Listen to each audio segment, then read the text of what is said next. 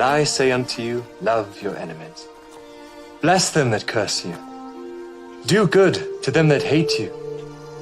And pray for them which despitefully use you and persecute you. Which is the first commandment of all?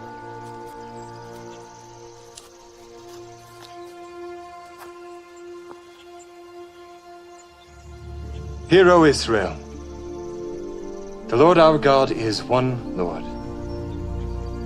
Thou shalt love the Lord thy God with all thy heart,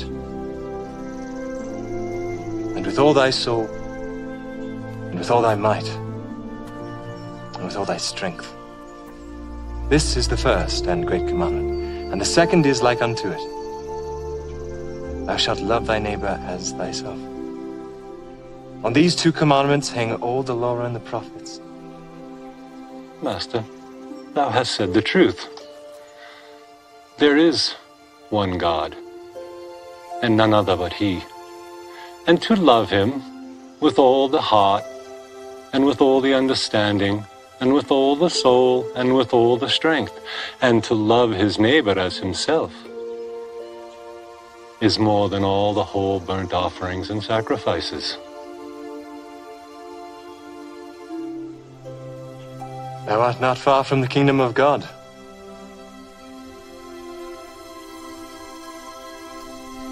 Sure, they got one leg. What's up, y'all? Whoa, hold on. Is that Linus Tech Tech? You do something. What you be doing?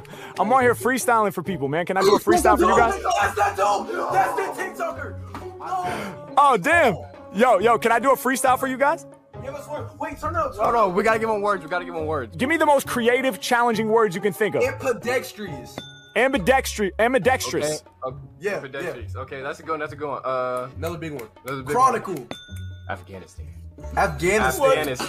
Afghanistan. All right. Okay. Revolutionary. Ambidextrous, chronicle, Afghanistan, and revolutionary. Those are the words? Y'all ready? Yep. All right, let's go. Yeah. Okay. Yeah. Other artists really need to get their flex up. When it come to freestyles, yo, I'm next up. I be shining kinda like my man's necklace. Use both sides of my brain, I'm ambidextrous. I'm the freshest type. They can feel the vibes from left to right. Y'all know that I'm the dopest on jams. Ambidextrous, cause I can use both of my hands. Then again, it don't matter if I'm right or left-handed, cause I never write it. I hope you understand it. I provide it right off the tip of the brain. And when I'm spitting for my people, all my shit is insane. I make it happen. I'ma kick a rap verse. Shout to my homie with the necklace and the black shirt. Filming on the phone, gotta get it on your camera. They got questions, here is the answer. Yeah, I'm about to make it known. When I rhyme, I be entering the crazy zone. Thank you for the words, y'all came up with the good stuff. Shout the homie chilling in the middle with his hood up. I go beyond your flow, going places other rappers wanna go. Do it by myself, no sponsor, bro. I'm delivering the rap chronicles. Your level up, I go beyond it. Matter of fact, I'm about to get you lifted like the Chronic. Can't nobody else rock this way. High like the Chronic, that's where the Dr. Dre. H-Mac, I'ma put it down. Every time I'm rhyming, they be loving my sound. Can't nobody really do it like me. Winning in my psyche. Shout my homie who be rocking Nike on the zip up. I get props whenever I be spitting. They gon' see me on TikTok for hip hop. I'ma put it down for all of y'all. I be cold shivery. This here is the Chronicle delivery. Delivering the magazine and the periodical. I got the hottest flow, you know I brought it, bro. I ain't never slipping. Yeah, y'all just be assistant. I'm Michael Jordan. These rappers like Pippen. Think they on my level, homie. They be tripping. I grip the mic and then I'm about to slam the jam from LA to Afghanistan. I'm about to break it down till I find my peace. They put my music in the Middle East, yeah. All my lyrics are gigantic, I'm about to make a panic. They can feel my shit across the whole planet, yeah. Lyrics is what I'm about to push. He was like, yo, he's rapping right now. He said, shush, please be quiet, he's really getting down. I'ma blow your mind with the rhymes that's profound. I be doing me, and y'all know they never doing Harry. When it come to lyrics, all my flows are revolutionary. What I mean to say is when I'm spitting off the brain, I be revolutionary, go against the grain. I'm about to make a change the whole earth. I'm about to blow your mind with the freestyle verse. The beat style, but I wasn't ready to end. H-Mac be the freestyle internet trend, let's go. Yo.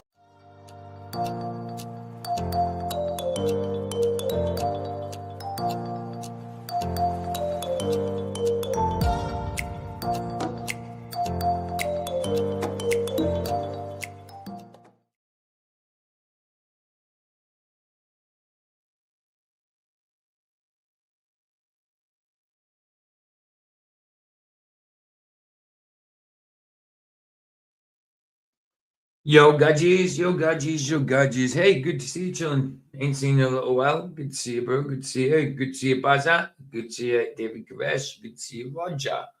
And Canal if he's in, but I don't think he's in yet. But good to see you guys.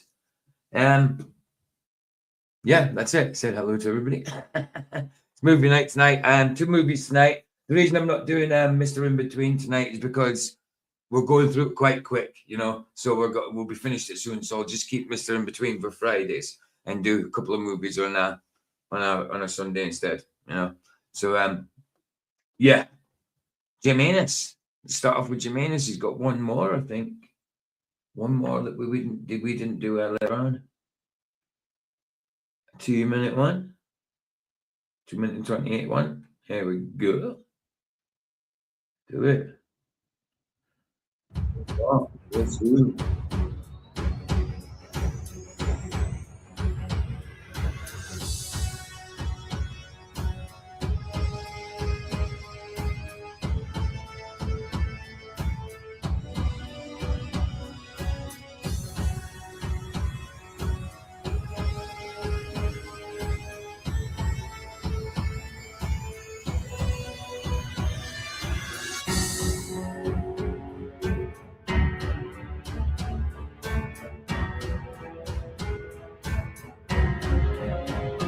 That may be a reflection, Jim. It looks like a reflection of the sun in the water to me, a little bit, with an effect on it.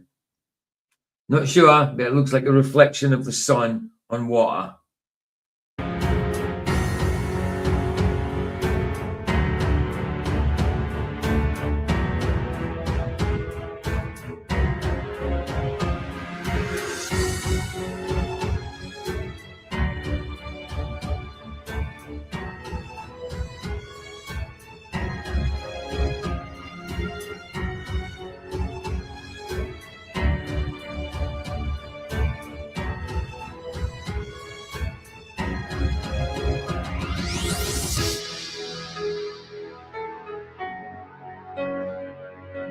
How about that?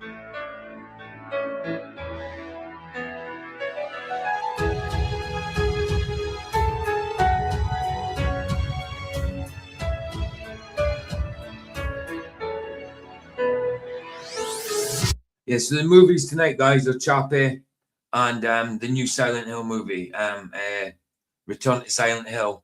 It's more of a reboot, like the game. I mean, it's meant to be like Silent Hill 2, the game. It's meant to be based on that, but it's a kind of like reboot sequel type thing. I don't know if you ever played the computer games. The computer games came out before the movies, obviously Silent Hill. But I liked them. And the movie was good. The second one wasn't so good. But I don't know about this one. But it's the new Silent Hill anyway. After Chappie, obviously. That'll be on the Rumble side after we do the little topic here about Mel Gibson. Did he get destroyed by Hollywood for trying to tell us something? I don't know. Let's see what Moon has to say about it.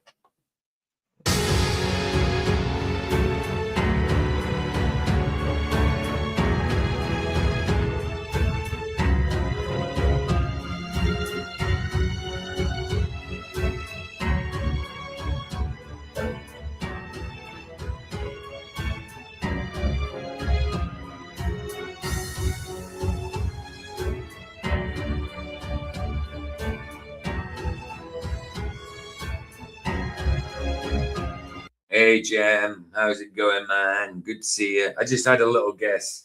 I said one looked like it was a reflection of the sun in the water with some kind of filter, but I don't know. I could be wrong, completely wrong.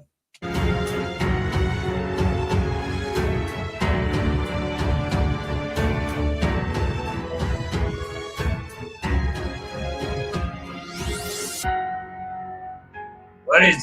Take it, get it. Like you like it. Nice one, Jimmy. And the link for MD watching the replay, if they are.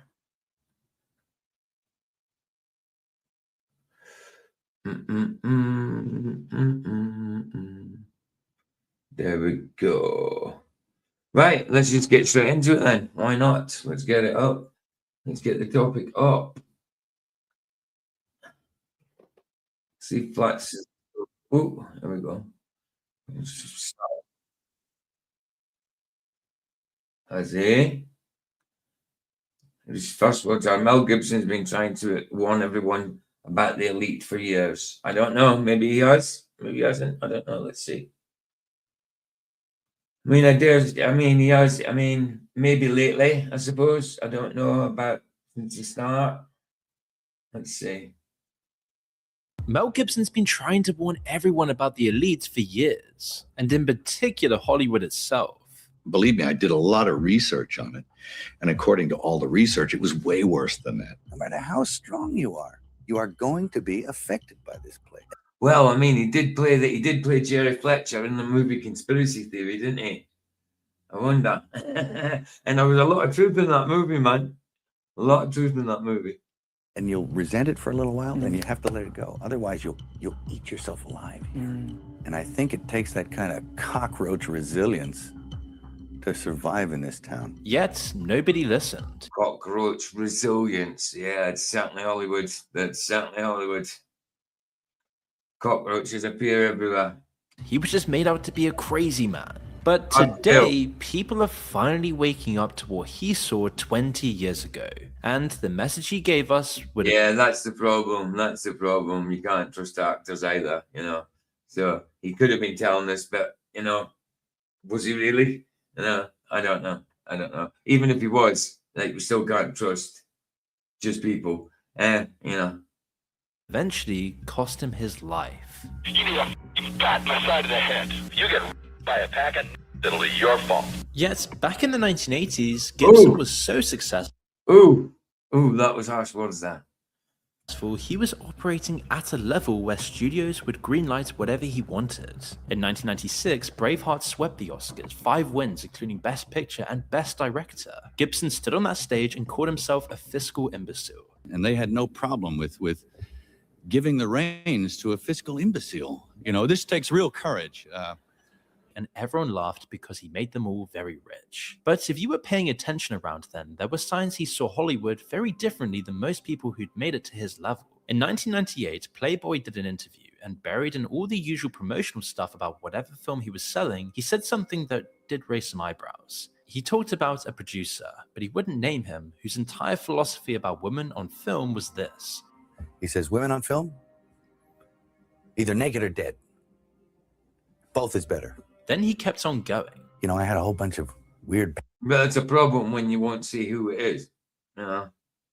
Paranoid suspicions about what the hell was going on, because there was a lot of stuff I couldn't understand. Right. And I formed a bunch of opinions about the town and about the people in it that were like, surely that couldn't be, because... Oh yeah, I definitely like some Mel Gibson's movies, that's for sure, David. 100%. He's got brilliant movies. The whole place can't be like, you know, Weird Town, you know, where the stranger wanders in and all the people are in the bar and they all shut up when he looks at them. And then you go away and you think, no, I was wrong. I mean, that's insane thinking. I'm paranoid. I imagined that stuff. And then you find out later on the track that you are exactly on track with a lot of this stuff. They ask him about the social contract in Hollywood, and Gibson explains. You can't get mad. You can't let it get you, because you have to make a deal with everyone else, and it's almost unspoken that you are going to be f***ed over at some point by people who you may have done. Well, yeah, the Hollywood elites may think they're elite, but they're expendable. Look at Diddy and all that, you know? They're expendable still. They might be untouchable for a while, but not forever. Something nice for. He also tells a surreal story about meeting Christopher Walken on a New York rooftop, which he's obviously dramatizing, but if you don't take it at face value, it does tell you something about the almost otherworldly nature of Hollywood from the outsider's perspective. No, he came to see me on a rooftop in New York. I said, hey, can I talk to you? And he said, sure. And Christopher Walken seems like a weird guy anyway, doesn't he? Floated in, sideways, through a crowd of people. He was wearing black. And it was like one of those old vampire movies where they don't walk, but they glide. And he was a dancer, you know, so he has graceful. Yeah. And my assistant was there, and he left because he couldn't stand it anymore. Yeah. The air had turned cold. This was when Gibson was in the spotlight 24/7, and he was already letting Hey, Kunal, how you doing, bro? Good to see you, man. Good to see you. on about some of the industry's practices. He was trying to articulate something that had remained unspoken. His reputation was very much a lovable rogue or a loose cannon, so nobody really paid attention at the time. He was also making everyone way too rich for them to bother with what he was saying in magazine interviews. But maybe he could see it more clearly because he wasn't made in Hollywood the way most people at his level were. He wasn't some Nepo or Hollywood adjacent. His family moved from New York to Australia when he was just 12 after his... I was going to say, I think he was born in the US, but he was brought up in Australia for a little while. I mean, he did have a bit of an Australian accent in Mad Max, didn't he? Dad won a workplace injury settlement. He had no connections and no industry parents carefully managing his rise. He studied acting because his sister filled out the application without telling him. Then Mad Max turned him into a global star before he even learned how the system truly functioned.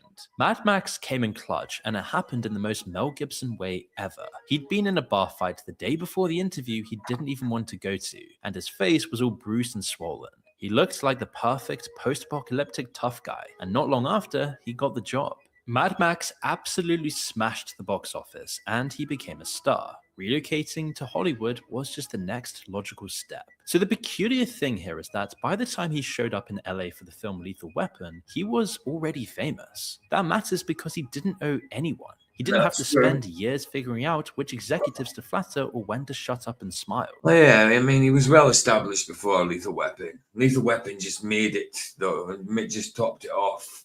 He was well established before Lethal Weapon. Absolutely. Most people who make it to Gibson's level learned early that you treat the industry like a religion. You never forget that access requires submission. Gibson missed that entire education. But he did have some very real personal problems that began to unravel. His drinking is getting worse, his marriage is falling apart, his behavior is bordering on too eccentric, posing a risk for those around him.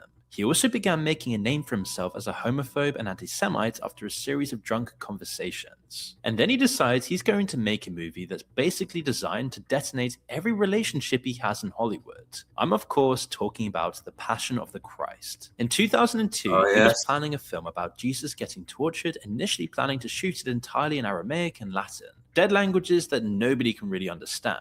He didn't even want subtitles for it. So he starts taking meetings, Fox, Universal, Warner Bros, Disney, every major studio, 7 in total, and none are interested whatsoever. Part of it is about the commercial concern, but there's something else making studios nervous before he's even shot a single frame.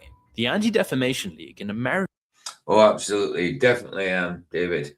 I mean, he was well established by the time Lethal Weapon came on. Well established. He'd already done like 2 Mad Max films before the first Lethal Weapon, hadn't he? And obviously he was in more before that. American charity targeting anti-Semites gets hold of an early script and immediately starts raising the alarm. The national director of the Anti-Defamation League said, quote, "By all appearances, Mr. Gibson has moved ahead with his plans to base his film based on the traditional passion play narrative that blames Jews for the killing of Jesus. For those who will see this film, the poisonous accusation that the Jews were responsible for the killing of Jesus will be unambiguous." He'd actually done all 3 of the Mad Maxes before Lethal Weapon. The first Lethal Weapon was 87. Wow, I was thinking it was a little bit before that, but no, 87. And clear. Gibson's already got baggage here. His father was a Holocaust denier, and when pressured, he said, "My dad taught me my faith, and I believe what he taught me. The man never lied to me in his life." So the criticism starts building. New York Times critic Frank Rich questions whether the film could fuel anti-Semitism. Gibson's response? He tells the New Yorker, "I want to kill him. I want his intestines on a stick. I want to kill his dog." So this man is kind of losing control, and every studio is watching it build into a PR nightmare. The funding dries up rapidly after that, and he practically becomes a laughingstock. He's putting his entire reputation in Hollywood on this movie. South Park then catches the zeitgeist with The Passion of the Jew. Stan and Kenny see the film, hate it, call it a snuff film, and track down Gibson for a refund. Their version of Gibson is completely unhinged, a masochistic lunatic running around shooting guns and literally defecating on people. Gibson's response at the time was defiance. He self-finances the entire production, remortgaging property, coming up with $45 million out of his own pocket. If this bombs, he's then personally destroyed. So the film opens on... I personally think he did a good job with Passion of the Christ. It was a little Catholicized, you know, obviously. It kind of got Mary was there. It kind of concentrated on the sorrow of Christ, you know, kind of thing. But I did like it, and it did bring a lot of people to salvation. I mean, I kind of witnessed that. I was in rehab when it first came out, 2004, and we went and watched it the first day it came out in the UK as a group with a church in the rehab I was in. Yeah, it was brutal. It was brutal.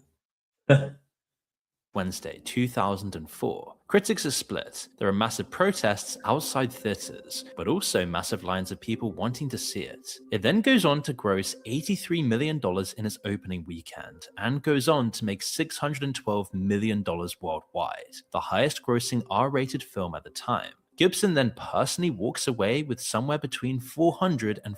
You haven't seen it? I've actually done it on here, on movie nights. I've actually done it before. Did I do it the same night as I did the Last Temptation of Christ? Yeah, I think I did. I think I did, or I might have done it the same weekend. I did a good Christ movie and then a controversial Christ movie.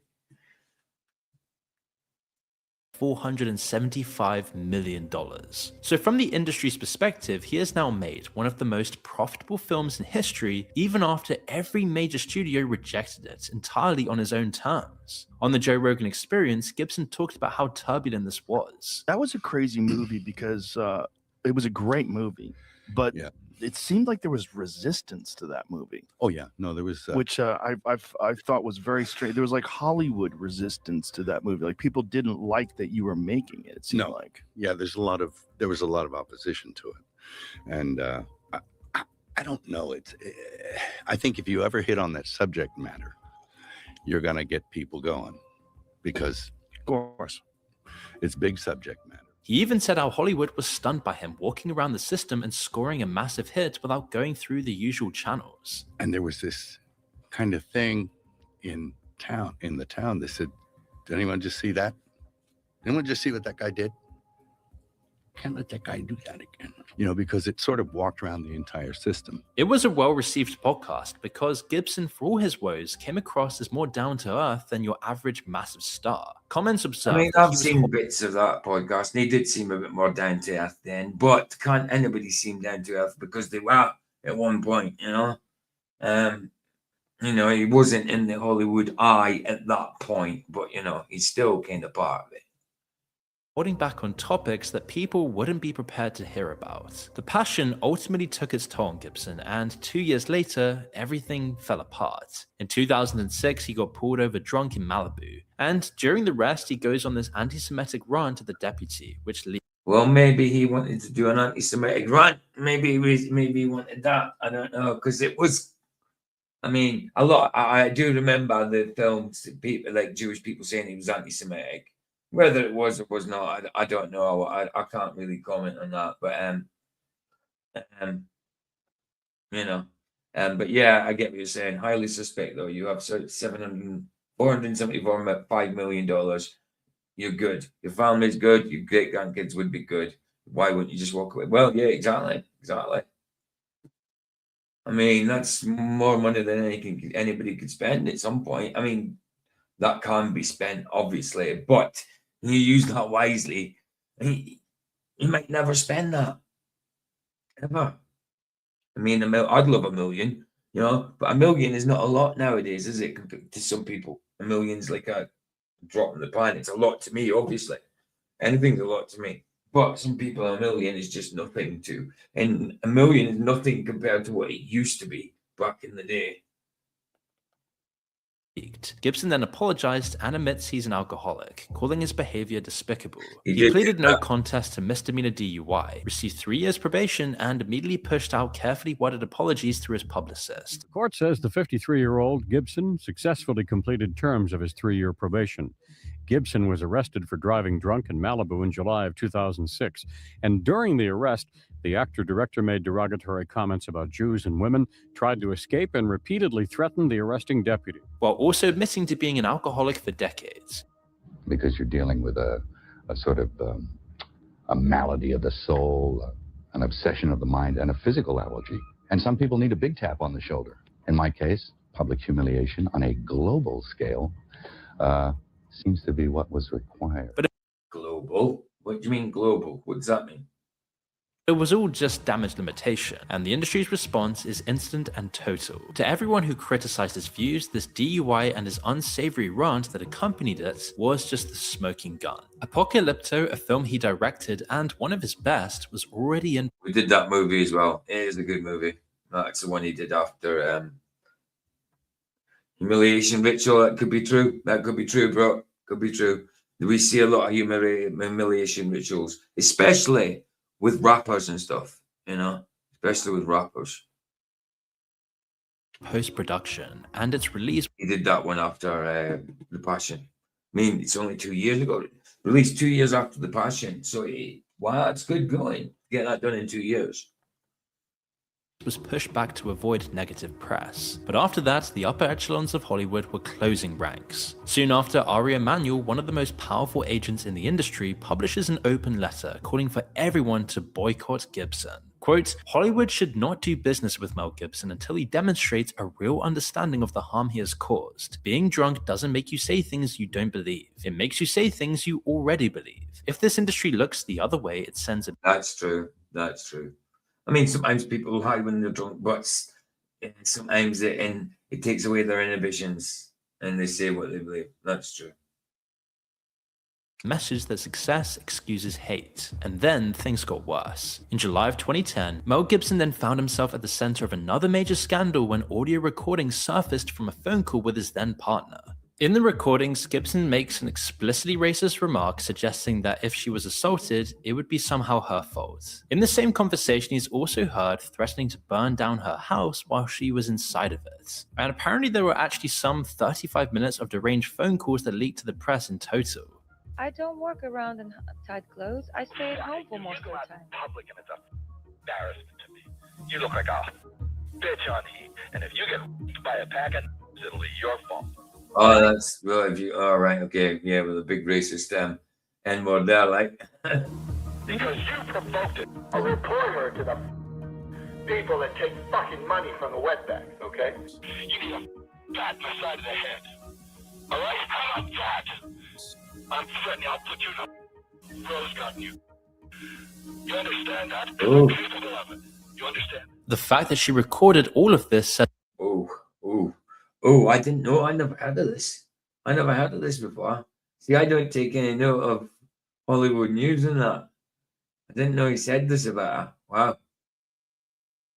A lot. And as the situation escalated, he was legally barred from coming near her or their daughter under a domestic violence related restraining order. Those 6 years of major scandals shattered Mel Gibson's career. Nobody would touch him. From 2006 to 2016, Mel Gibson appeared in one film called The Edge of Darkness, a film where he plays a man who discovers that powerful institutions are conspiring to cover up crimes, and he's the lone truth seeker willing to die to expose them. Whether intentional or not, it was a perfect mirror into how Gibson saw himself. Around that time, accusations of game playing surrounding Gibson's exile from Hollywood began to surface too. When Ari Emanuel published a letter demanding that Gibson would be expelled from Hollywood, he was represented by Ed Lamato at ICM. So Emanuel was taking this principled stand while actually kneecapping a rival's agency's biggest star. In 2009, Lamato moves to William Morris, bringing Gibson with him and the agency's merge. Suddenly, Gibson is now Emanuel's client through that same veteran agent. So does Emanuel drop him on principle? No. He keeps him quietly on the books and nobody says anything about the contradiction until he was booted from the books again following the episode between him and his wife. While Gibson was slinking around the fringes of Hollywood, in 2007, Robert Downey Jr. stood up for him, and this was when things began to turn around. Well, maybe it's because they were in Air America together, and not long after Air America is when Robert Downey Jr. had his little collapse, you know, for years and years on the coke and alcohol. So, yeah, you can imagine him feeling sorry for him, I suppose. I humbly ask that you join me unless you are completely without sin, in which case you picked the wrong industry. In Right. forgiving my friend his trespasses, offering Ain't that true? Ain't that true, though? him the same clean slate you have me, and allowing him to continue his great and ongoing contribution to our collective art without shame. Jodie Foster and Whoopi Goldberg also publicly defended him. Whoopi said that he spent many days with her kids and that he categorically wasn't racist. But I know Mel, and I know he's not a racist. Oh, really? Yeah, I do. But I can't sit and say that he's a racist, having spent time with him in my house with my kids. I can't say it. He was going through intense therapy at the time and seemed very keen to rehabilitate himself and his public image. But Robert Downey Jr.'s point hits on an extremely important point about the industry, bringing us right back to Gibson's own comments from 1998, involving the producer who wanted women either naked or dead. This is now widely suspected to refer to Harvey Weinstein. I would have thought it would have been someone like Harvey Weinstein. I was thinking that myself. 20 years before this became public. While the wheels are coming off Gibson's career, Weinstein is operating openly. Allegations followed him for years. People like Tarantino surrounded him. There were whispers at parties, jokes about it at award shows, and shockingly acknowledged behind closed doors, and yet nothing happened. Courtney Love makes a joke about him in 2005. Do you have any advice for a young girl moving to Hollywood? I'll get live with it. Harvey Weinstein invites you to a private party and 4 seats and stuff. And this joke effectively blackmailed. Yeah. Man, not that she's innocent herself. Not that she's an innocent person herself. That's far from an innocent person. Listed her from Hollywood. Weinstein kept working until 2017, until 80 women came forward. Rose McGowan helped expose his decades of abuse and was virtually blacklisted by Hollywood in the aftermath. But he's just one. Yeah, she was with Marilyn Manson for a little while, wasn't she? She played in Charm. She was in the Scream movies. Yeah, Rose McGowan. Yeah, she did this. She's a wokey now. All left and all that. Of many. Roman Polanski pleaded guilty to unlawful sex with a 13-year-old in 1977, when he then fled the country. At the 2003 Oscars, 26 years later, he wins Best Director and gets a standing ovation. Goes for Roman Polanski, for the pianist.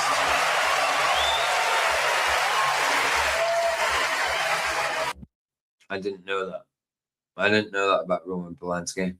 You know, I think I heard about it, and thinking about it now, I think I fleetingly heard it, but never took any note of it. Right. Well. Woody Allen faces allegations from his adopted daughter. Court documents later show nearly 100 meetings with Jeffrey Epstein. But he's never left the big time and still regularly makes blockbusters. Filmmaker Bryan Singer faced multiple allegations and settled lawsuits, yet he kept on getting hired. Bohemian Rhapsody won 4 Oscars not long ago. The list is pretty much endless, and if anything, it gets worse the deeper you look. Victor Salva was convicted in 1988 for sexually abusing a 12-year-old. Wow. He served only 15 months. And then Hollywood kept on hiring him. Well, that's the thing. People that get convicted of this thing, they don't get long. They don't get long, which is ridiculous.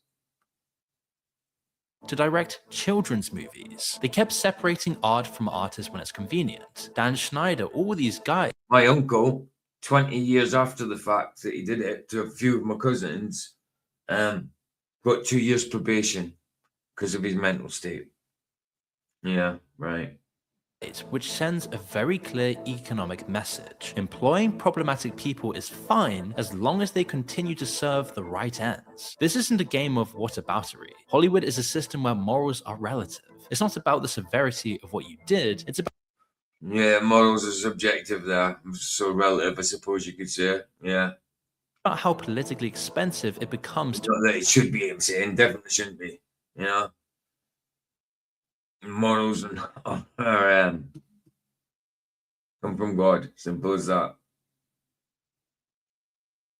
To ignore it. Gibson's anti-Semitism and abuse, especially in an industry full of Jewish people, is unforgivable to many, and Robert Downey Jr.'s plea for mercy doesn't really erase that. But Hollywood didn't exile him because those things are morally worse than drugging and assaulting people, or fleeing the country after pleading guilty to raping a child. They exiled him because his scandals were loud, public, and impossible to spin. The industry is selective about who becomes the boogeyman, and that selection has nothing to do with who actually did the worst things. Gibson's redemption arc continued in 2016 when he released Hacksaw Ridge, a World War II film about a conscientious objector who saved 75 men without firing a weapon.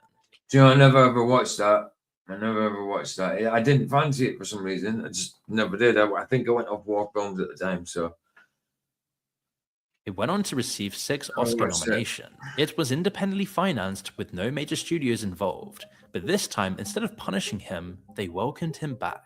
Gibson appeared on The Late Show with Stephen Colbert. He called his past a rough patch, and he said that moment shouldn't define the rest of my life. The crowd cheered, others said it wasn't enough. Slowly the roles came back, like... He ran to Israel, did he? Ah, got ya. Get the Gringo. I remember that film. I don't think I've ever seen that one either. Get the Gringo, Fat Man, Bloodfather, and Daddy's Home 2, and Gibson's appearances were generally viewed positively even if they weren't anything like the massive titles he once starred in. Then, 2023, Gibson's name gets attached to The Sound of Freedom, a film about child trafficking, starred by the same guy who played Jesus in The Passion. Gibson was serving as executive producer and recorded a promotional video warning people about child trafficking.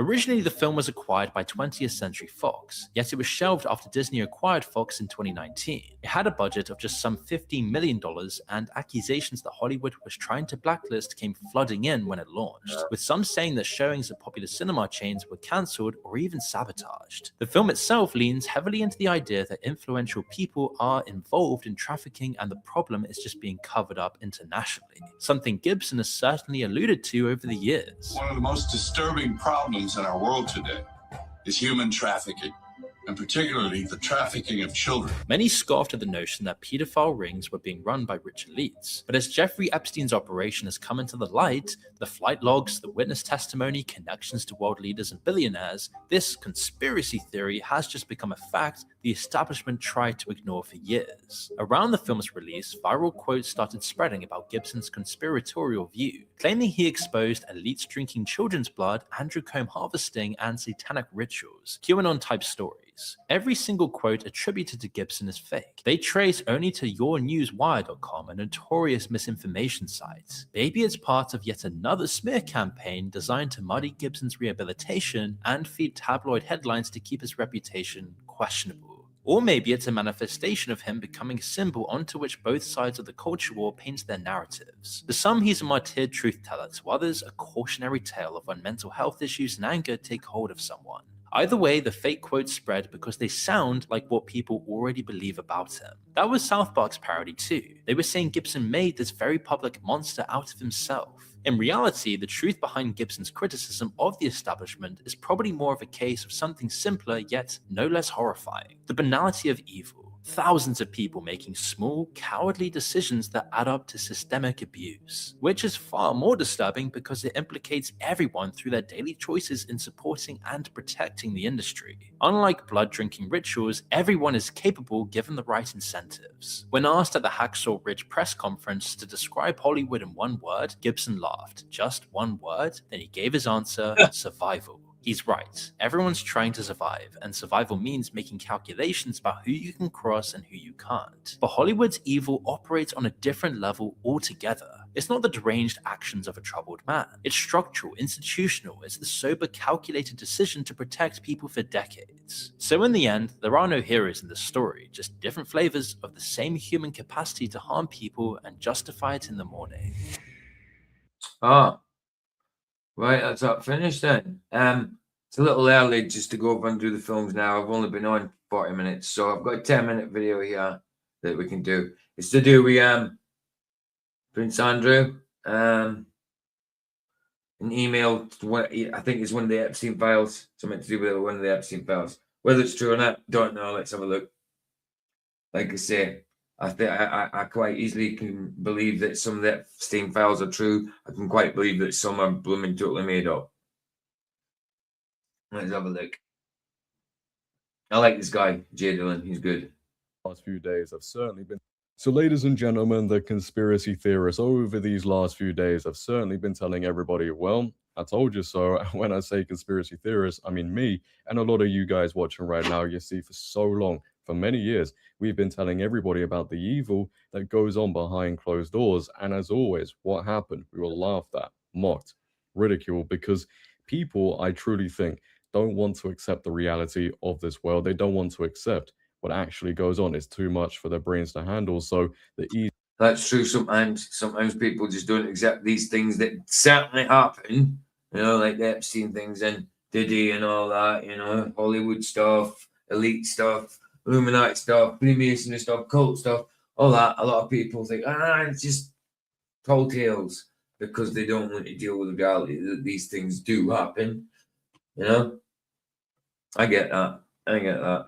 Yeah.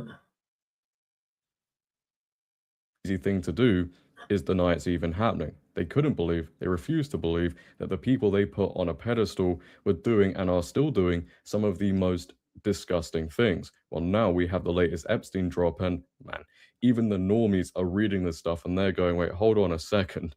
These people were correct.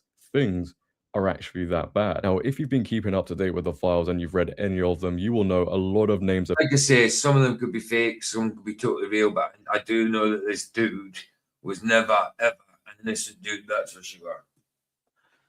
Appeared in these files for many different reasons, from Bill Gates to Jay-Z, Harvey Weinstein, Peter Mandelson, but it's Prince Andrew that we're going to be focusing on today, because as we know, the scandal surrounding him is massive. And then let's see that again. Hold on. Look at those dead eyes. Soulless eyes. Yes, Mr. Andrew. To be focusing on today, because as we know, the scandal surrounding him is massive, and there is a seriously evil email about Prince Andrew in these files that the media, well, they're just refusing to cover. And when I say evil, I'm not exaggerating when I say that. I actually think evil is an understatement, but the media are just picking and choosing what. Well, the royal family aren't good, that's for sure.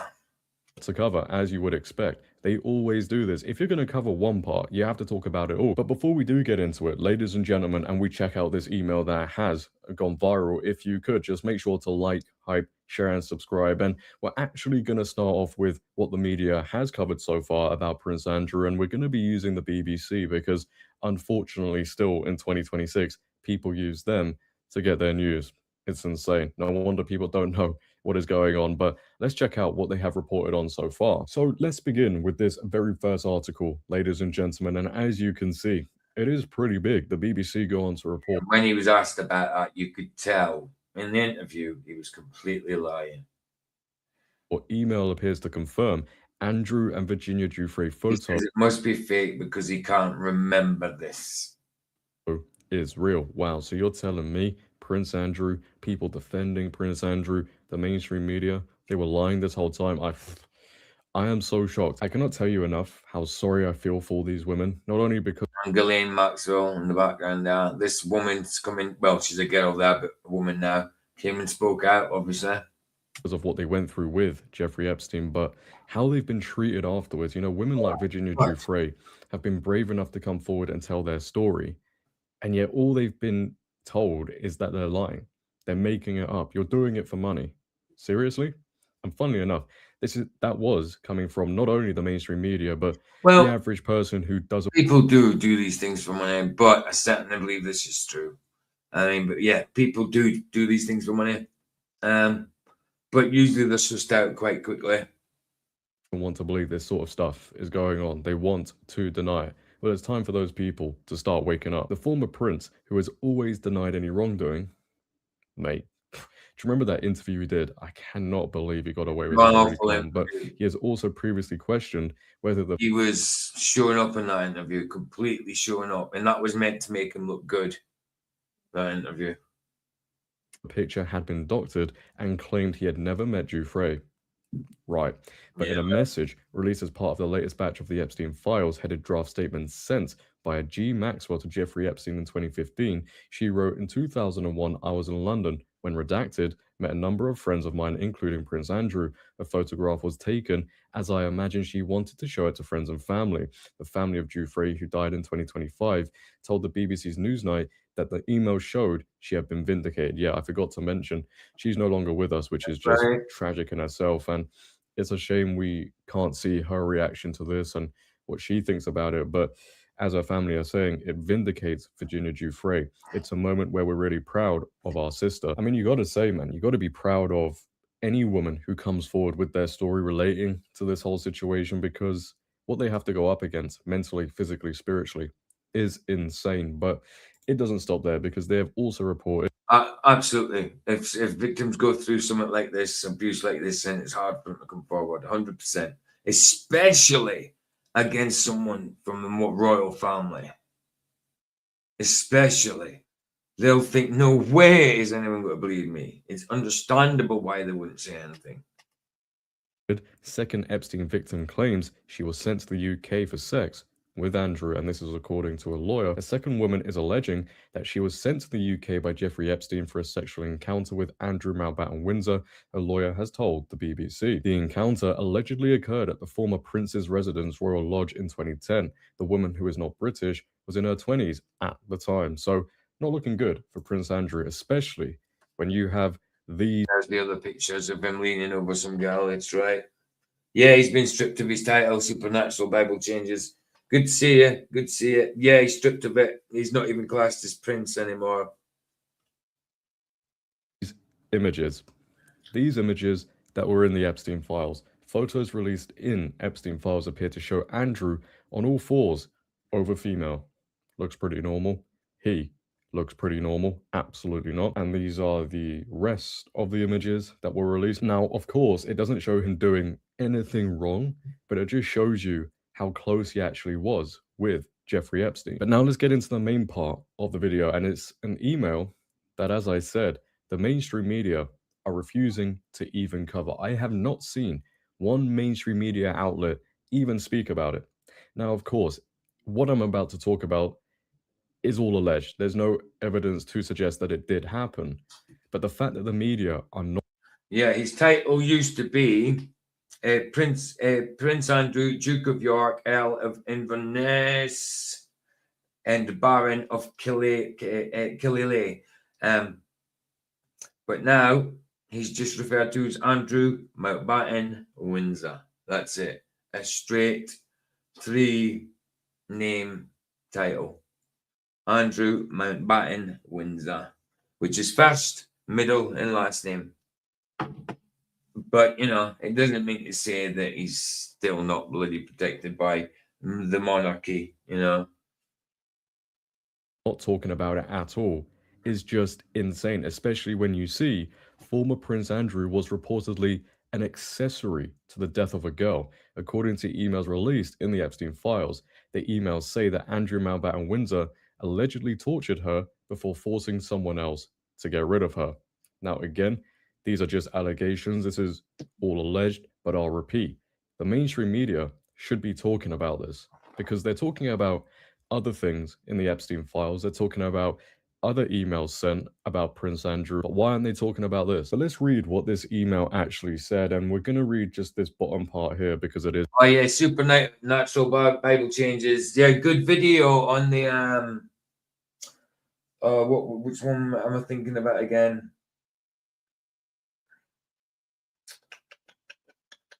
Faith and grace. Faith and grace. Instead of grace, it should be faith. Yeah, to me, like I said to Baz as well, it's not an anchor. It's not an anchor one for me, but it certainly makes sense that it should be faith rather than grace. In both of those scriptures, Peter and can't remember the other one now. It was Peter, and was it Colossians? Colossians and Peter. But yeah, definitely good video. It's the main part of the email that everybody's talking about. I mean, it's gone viral absolutely everywhere on social media.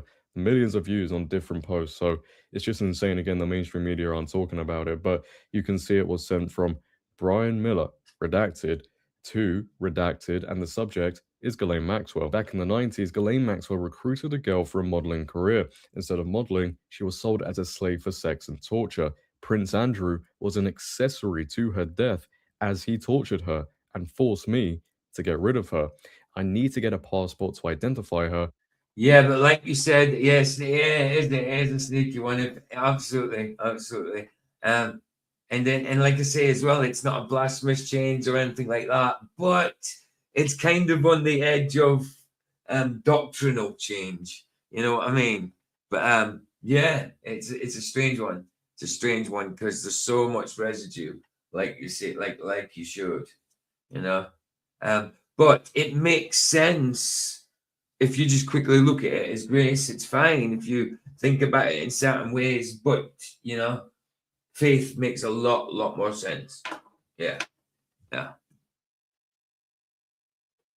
I will need someone to contact the passport office to get an expedited passport. Text, redacted, thanks, redacted. Now, again, I will stress, these are just allegations, it's alleged. There's no evidence to suggest that this did actually happen, but again, I'll repeat, why aren't the mainstream media talking about this? Did you guys know about this email?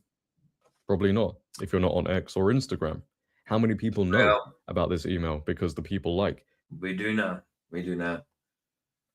the BBC haven't spoken about it, but other mainstream media outlets are speaking about many other things. So I think this should at least be brought to people's attention because it is a serious accusation. But regardless if that email is true or not, if you know anything about this situation, the Epstein situation, you know. Well, there's certainly truth to all of this. I mean, because they're not going to strip Prince Charles of his title for nothing, you know. I mean, he's not Prince Charles. Sorry, wow, Prince Andrew. He's not. Shouldn't he be said Prince anymore? But you know, Andrew Mountbatten Windsor. His monarchy. Why would they wouldn't do that lightly to someone that's monarchy? You know. Yes, you are. Yeah, you're Canadian. You're technically under King Charles. Yeah, absolutely. These boys, these girls, these women weren't just used for sex. They were put through horrific, demonic situations. I mean, we even have. No, they're not. Certainly not under the monarchy, but they're certainly connected to the UK. That's for sure. Of this email here from Jeffrey Epstein that he sent to someone else that has been redacted, and it says, "Where are you? Are you okay? I loved the torture video." Ooh. We actually came out, everybody else was talking in code not long ago, but actually said torture video. And this is to Jeffrey, and it is his email address, gvacation. Yeah, it was the ones before from Jeffrey. Epstein up here, where are you again? Oh, no, it's him that said it. Jeffrey said it. Sorry. And then I am in China. I would be in US 2 weeks of May. Sent my BlackBerry BlackBerry Messenger. Right. So just judging by that, I mean, I don't know what else you could be on about, but we know these people that they used went through horrific situations, and you know, even before the Epstein files were released, the conspiracy theorists, like you, like me, you're about this stuff because we've read the Podesta emails. Now, you can clearly see the people, the normies who are reading the Epstein files have no idea about the Podesta ones and the WikiLeaks, etc., and they have no idea about things like Pizzagate. I mean, we've known about this for so many years. Yeah, old messages. Talking about Pizzagate, this is just very weird. old. It has been reported in the Epstein files. There Well, are 900. I remember in 2010, 2011, where people were using BlackBerry Messenger a lot. 2010, maybe as far back as 2009, maybe. But certainly 2010. Certainly 2010. And 11 mentions of pizza. But, I mean, this one here is 2014, so it must have been going on for a good while. BlackBerry Messenger. Let me find out when BlackBerry Messenger finished. When did BlackBerry Messenger finish? All right, wow, it went on for that long. 2019, May the 31st, 2019. Wow. I didn't know it went on that long. Italians don't even talk about pizza that much, so I don't think they're on about the food. And if you know anything about Pizzagate, you know what that word pizza. Oh yeah, I don't care if they think they've debunked Pizzagate. There's certainly truth to that thing. Actually means, and it has often been paired with grape soda in bizarre contexts within emails addressed to Epstein by individuals whose names have been mostly redacted. I know they have to redact things because of legal situations, but it is There was also a lot of crap, rumors and stuff towards it. You know, a lot of false stories put towards it, but there's certainly truth in Pizzagate, without a doubt. just a disgrace, man. It is disgusting. And Vapegate, you know. Old Whit Austin would say. That these people get away with all of this crap. But as you can see, it still says, this is better than a Chinese cookie. Let's go for pizza and grape soda again. No one else can understand. Right. Well, that sounds very creepy. I just really hope one day, and I don't think it will ever happen because... Yeah, the grape soda comes up a lot. You know, Chinese cookies certainly sound like code. I mean, that's certainly not context. It just makes no sense. Just too many powerful people involved with this stuff. But I just hope one day we can reach a point where people who are involved with Epstein and they're investigated and it's proven, you know, that they were doing some horrible things. I hope we reach a point where those people are just thrown in jail and just given punishment for what they did, because what these people went through, the women, the girls, the boys, even probably men, it's just absolutely disgusting. Deplorable. And these are the people who are in charge. Infernal. Diabolical. Of hell. In government. And they tell us what to do. And yet they're trying to keep a secret what they get up to. And, you know, even though these files have been released, you know, the people that are still heavily involved with all of this stuff, they're still doing it right now. Mm-hmm. Nothing's changed. I mean, how many people have been arrested? 2? And one's apparently no longer alive. I mean, I think he is still alive. I don't believe Jeffrey Epstein is dead, but Ghislaine Maxwell in prison. Those are the only 2. It just shows. She got 20, yeah. Shows that the powerful people will get away with anything, and they can get away with anything. Let's be honest, even with all of these emails being released, what is going to happen? Come back in a year's time, and we'll see if anybody has been arrested. But I want to hear your thoughts down below, ladies and gentlemen. What are your thoughts on the Epstein files as a whole? If you've read them, what are your thoughts on this? There we go, guys. We'll head over to Rumble now. I'll play out with Harry Mack first, though. But yeah, just an hour on the YouTube side tonight. We'll go over and do film night now on Rumble. We was on there anyway, wasn't we? But let's play out with Harry Mack.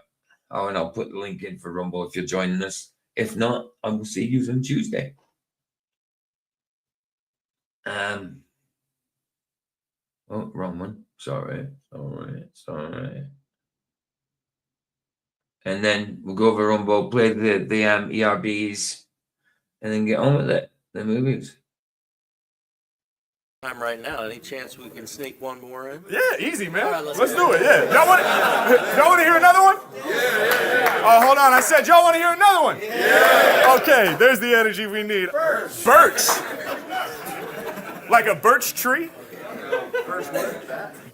Birch, as in birchwood bat. What else? Shuffle. Oxygen? You do. That's definitely mandatory. Yes. Sandwich. Yeah, I'm a fan. Championship. Yep. Phenomenal. Back here? Yes. Phenomenal. Okay. Opening day. Yes. Beautiful. Parade? Who said that? Back here? Parade. All right, let me see if I got him. Yeah. Low-hanging fruit. Indeed. I like it. All right, let's see what we got. We got birch, shuffle, oxygen, which we need, sandwich, championship, opening day, parade, and did someone say, what'd you say, phenomenal? Phenomenal. Ooh, this is going to be a hard one. Phenomenal and low-hanging fruit.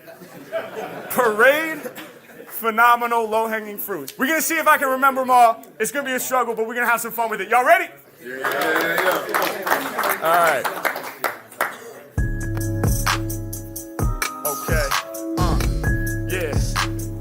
There we go. That's the energy we need. Y'all feeling good? Okay. Yeah. Yeah, rappers can't hang with the Mac. They know I'm on the attack.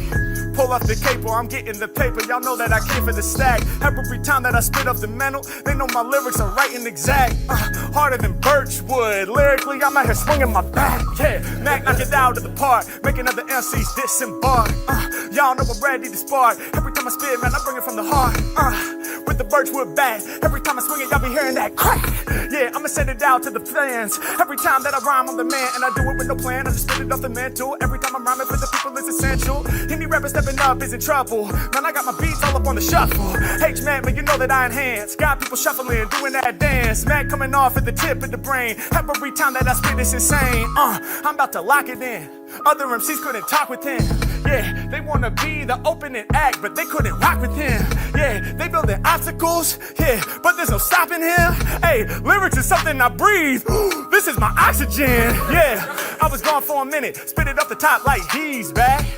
Homie was yelling out oxygen. He was like, I don't know, we need that. Y'all know I'm about to get it done. Breathe in the air all in my lungs. Yes, indeed, it's necessary. No rapper in the game that can question Harry. I be coming off the top of this, addicted to the mic. If I can't grab it, feel my hand itch. Hey, I be chopping rappers down the middle, something like a foot-long sandwich. Yeah, I'm about to spit it in a plush way, and I'm underground like Subway. I'ma cut the game where the mommy, rare flavors like umami. I be chopping up pastrami. H-Mac all up in it, stacking up the cheese. Getting the cheddar, better believe.